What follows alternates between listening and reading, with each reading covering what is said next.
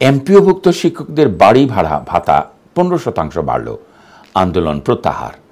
এমপিওভুক্ত শিক্ষক কর্মচারীদের বাড়ি ভাড়া ভাতা এবার মূল বেতনের 15% করার সিদ্ধান্ত নিয়েছে অন্তর্বর্তী সরকার। তবে এই ভাতা তারা পাবেন 2 ধাপে। আজ মঙ্গলবার 21শে অক্টোবর শিক্ষা উপদেষ্টা অধ্যাপক CR আবরারের সঙ্গে আন্দোলনরত শিক্ষক নেতাদের সভায় এই সিদ্ধান্ত জানানো হয়েছে। সর্বপ্রথম চলতি নভেম্বরের 1 তারিখ থেকে 7.5% বাড়ি ভাড়া কার্যকর হবে, যা ন্যূনতম 2000 টাকা হবে।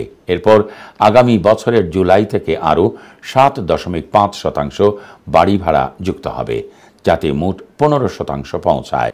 শিক্ষার দাবির বাস্তবায়ন করতে পেরে শিক্ষা উপদেষ্টা নিজেকে সৌভাগ্যবান মনে করছেন। অধ্যাপক আবরার বলেন, শিক্ষকরা আরও বেশি সম্মানের দাবিদার এবং তাদের জীবনমান উন্নয়নে রাষ্ট্রের সচেষ্ট থাকা দরকার। এই পথে আসা সহজ ছিল না।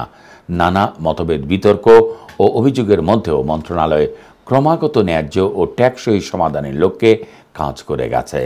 তিনি জানিয়েছেন, শিক্ষা উপদেষ্টা ও মন্ত্রণালয় নেপথ্য থেকে বিভিন্ন মন্ত্রণালয়ের উপদেষ্টা পরিষদ ও প্রধান উপদেষ্টার সঙ্গে নিরলসভাবে কাজ করছেন, যাতে শিক্ষকদের দাবি শোনা ও বোঝা যায়।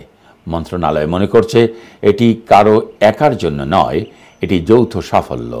শিক্ষা উপদেষ্টা আরও বলেন, শিক্ষকদের আন্দোলন বাস্তবতা দেখিয়েছে সরকার দায়িত্বশীলভাবে সাড়া দিয়েছে এবং সম্মান, সংলাপ ও সমঝোতার মাধ্যমে আজ এই অবস্থানে পৌঁছানো গেছে।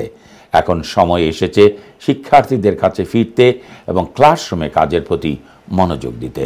তিনি আরও বলেন, পরস্পরের প্রতি শ্রদ্ধা ও গুণগত মান সম্পন্ন শিক্ষার বিস্তার ঘটিয়ে আমরা বাংলাদেশকে একটি মর্যাদা সম্পন্ন শিক্ষা জায়গায় রূপান্তর করতে পারব।